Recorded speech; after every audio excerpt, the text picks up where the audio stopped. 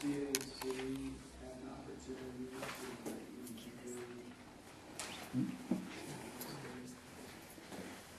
At the CAC meeting, Ms. Mendoza, at the beginning of the agenda, made a motion to move the self-administrator and public comment to the end of the meeting, which not only violated the Brown Act, but it put in jeopardy the ability to share anything with CAC. That was seconded by Mrs. Martina Ortega. And this was part of the complaint they made that, they weren't able to adjust the agenda the way they would like. However, their motion carried. As a board member, I would expect she would know that public comment, should not occur at the end of the meeting after action items, but, the other CAC members are not perhaps as sophisticated. I did go ahead and begin my We're not unsophisticated. You can see the whole CAC Not meeting. sophisticated. Like I told you, Joan, Can't believe things it. don't disappear. There's It's on nothing tape. different from what I'm saying, though I don't have any concerns. I started the self-administrator's report. As you can see, the educationally related mental health services was part of my report and the primary focus. Ms. Mendoza did interrupt me, at which point the chairperson ended the report and called for public comment. A number of CAC members did ask following the meeting and chatted with me about the item, but perhaps because of the actions of the chairperson, we were not able to go forward with as much information as I would have liked to have shared with the CAC. They did not get handouts. There's nothing, the other handouts are posted on the web for everyone to see. We do not typically provide the full items that you receive for your superintendent's packet to the CAC. Those packets are available on our website for anybody to look at. Can I please say something? The agenda items from the Fact and PAC, we didn't get those, and they're not on the website, Joan. They're not. So these, Prior to for the the CAC. CAC meeting, Yes. there was information posted that was handed out. at the No. CAC meeting. No. Nope. And that's Well, what everything you that was- violation to before. Everything that was presented at the CAC was handed out. I know. Or did people have She's to go not to the website sophisticated. to review some of that? The CAC does get a printed copy of the agenda packet for CAC. They do not get copies of the finance program and superintendent's packets, but those are available for viewing on the web. We have similar to what they have. No. Different. So what was it that they received at the CAC level Nothing. that would lead them to believe that they were not well informed about this? Dr. was a Thomas, verbal you have the report. agenda. I give you a copy of it. Dr. Thomas, if this is a dialogue for the council, the public comment Yeah. is the public's time to address. I want minimal instructions as we're dialoguing. I appreciate your comment. So I'm just trying to understand what the CAC had available to them. What Mr. Mendoza is claiming is somehow different than what that capital we have with respect to making this decision. I think she's saying the CAC did not get the fact pack items. In part, they weren't even developed at the time of the CAC meeting. They would never get those. No, they do not routinely get those, but as I stated, they are available to anyone to view on the website. And do those materials come out after the CAC meeting? Yes, generally because, of the sequence of meetings. Now, there's been some changes with the meeting schedule, so that may be a challenge. They've moved their February meeting to later in the month. So, is your understanding that they've been able to look at this financial data as it relates to this mental health proposal It was certainly available on our website. for the CAC meeting? or were those financial documents available from the tax and fact? Back in fact, So the CAC did not get the financial data.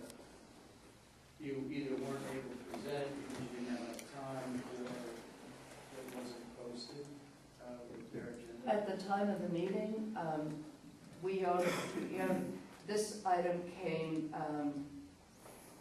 to the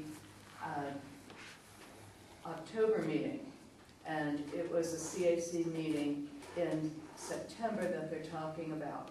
And so what was presented for the September,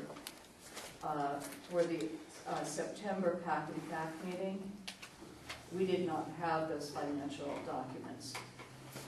That was not until, when you requested that we go back and relook at it. Okay, and so you went back to the CAC in October, Yeah, October was a presentation.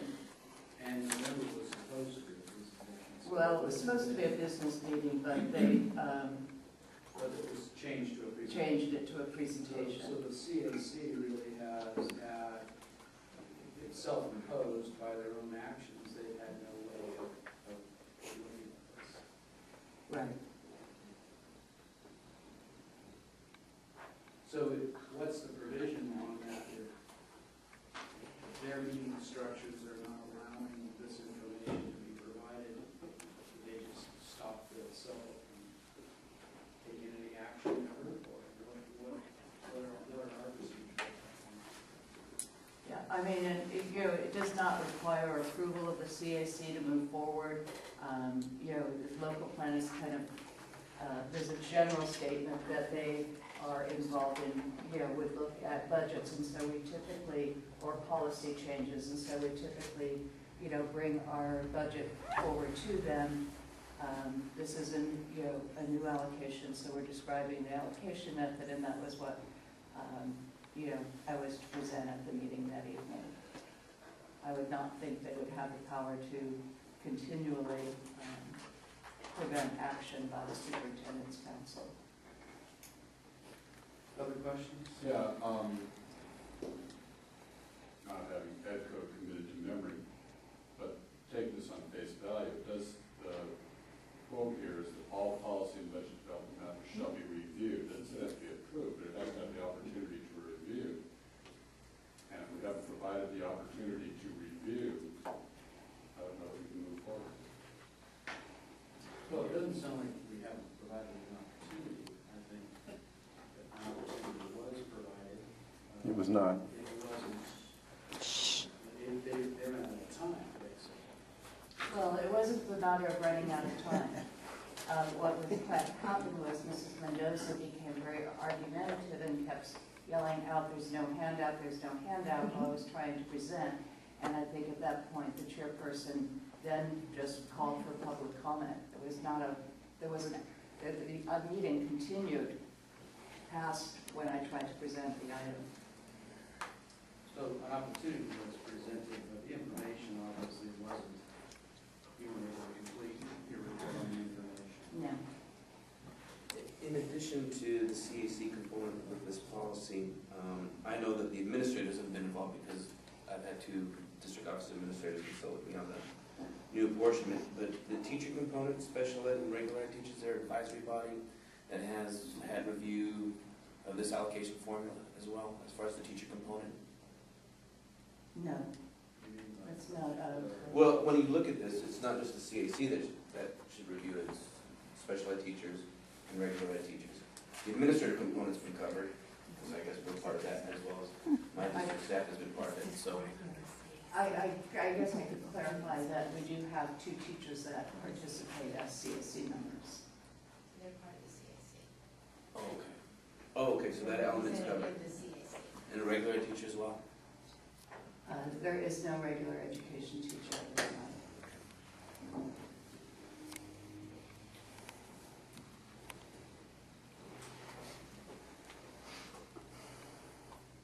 Well, what is the pleasure of the council? You want to proceed with this report? Yes. Is this plan likely to be upward by any changes in the state budget within the next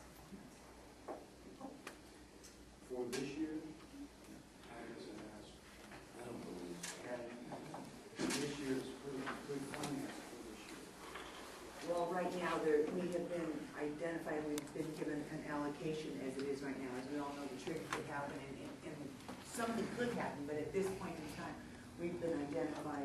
The dollar amount, the federal amount is already, we already have an award for that.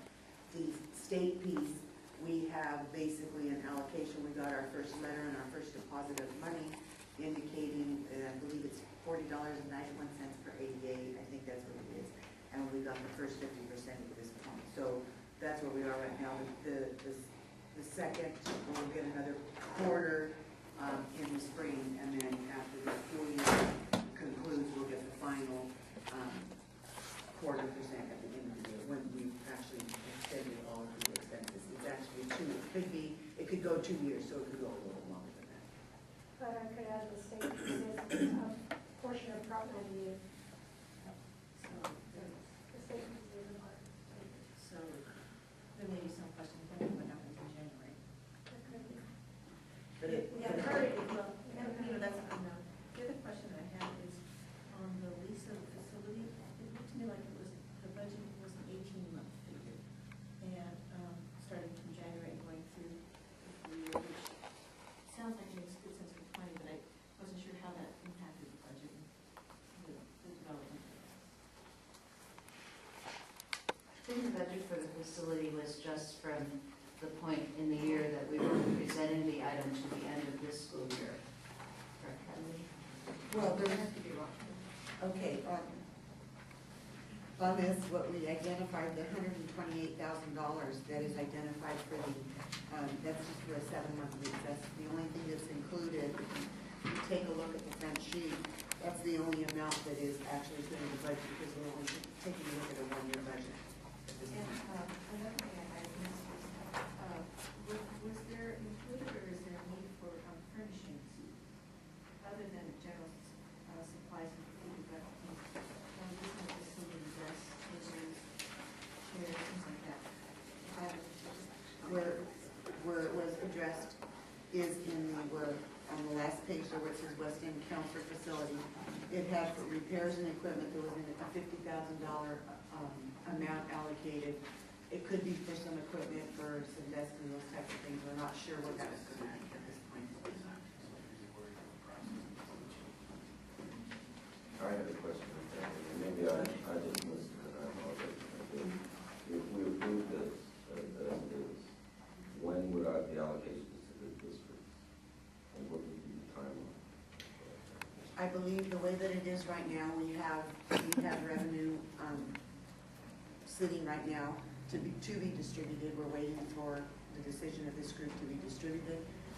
Again, we've had 50% of the award has been already given. I think we need to determine, it could go out quickly, I would assume, and I think that I spoke to Joan about this a little bit, exactly how we're going to move forward with it, because the majority of the expenses, initial expenses, are at the CELPA for the residential and for the counseling services that are being provided on behalf of the districts. And I was a little bit concerned about how to move forward. Do we just go 50% everybody? And when we move through the year, if the districts don't have expenses and the CELPA has more expenses than what we've actually earned, there could be an issue of maybe have to get return money to CELPA to go ahead and pay for the services that we're providing to the districts. Is that confusing? I guess one thing, just, I'm sorry, I'm using this right now.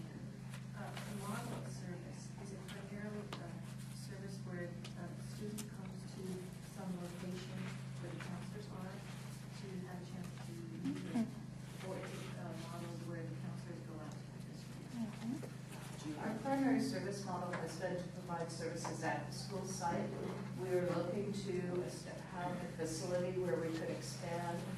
Currently, we have two options available for service: individual school site counseling and residential placement.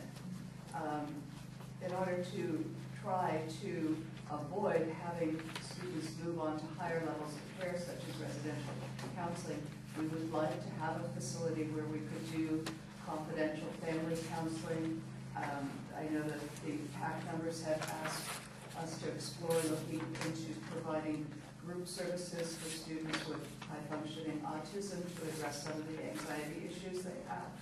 Also, to be able to, perhaps expand into a day treatment, which would be an after-school program where students would come together, or any other types of groups that would be needed to support that. So, currently,